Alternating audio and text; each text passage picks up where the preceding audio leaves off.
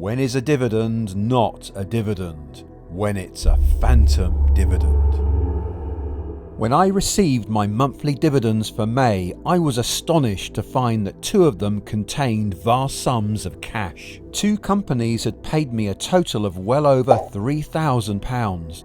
When something looks too good to be true, it usually is. These were clearly phantom dividends, and I'll be explaining all in this video. Welcome to my rather unusual May dividend unboxing.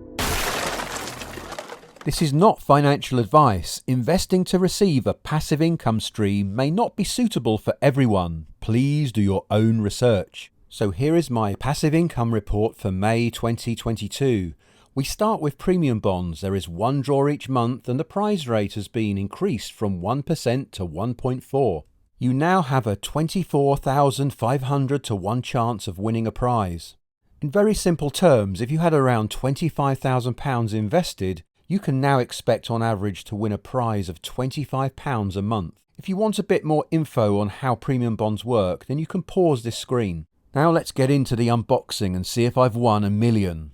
Nope. Absolutely nothing. Most months I do win something, however, and here are all my results for 2021. I received £600 in total for the year, which exceeded the expected return of 1% during the year. On the 4th of May, British American Tobacco paid me some passive income. The shares are up 27% this year, so the value of your shares will have increased considerably too. They pay a quarterly dividend and the yearly yield is 6.2%. This month, British American Tobacco paid out £200.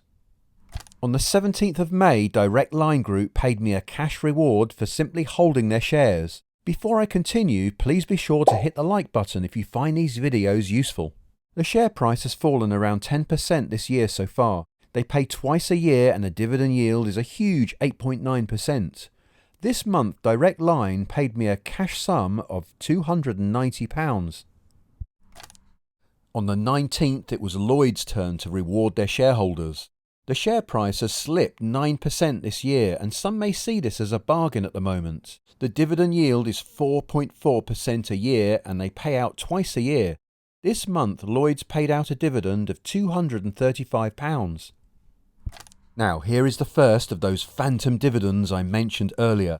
On the 20th of May, Aviva paid me a huge sum of nearly £2,000, but this was a return of capital and share consolidation. They basically sold some of their businesses and returned the cash to shareholders. The company is now not as large, but in return the shareholders received a lump sum from the businesses which were sold. To cut a long story short, here is the impact on my own holdings of Aviva.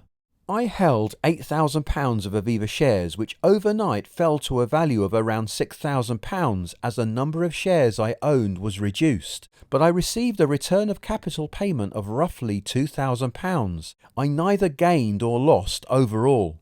It was as if some of my shares were sold and the money given straight back to me. Therefore, I'm not going to include this payment as I don't want to give the impression I'm gaining something when in reality I'm not. What I choose to do with this money, I haven't decided yet. I could put it back straight into Aviva or buy shares in something else.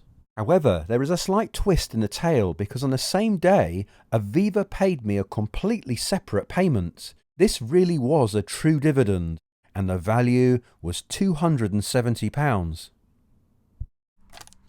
On the 25th of May, there was another phantom dividend payment, this time from Tate Lyle.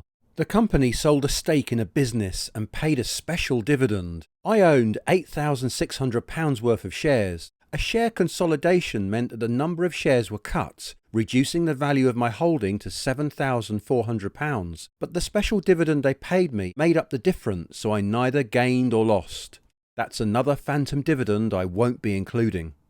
On the 30th of May, Greencoat Wind Energy paid me a dividend. Whenever I see those wind turbines spinning around, I see money being made from thin air and being handed straight back to me. The shares have risen 4.6% this year. They pay out quarterly and the dividend yield is a respectable 4.9%. This month, those spinning blades paid me an income stream of £80.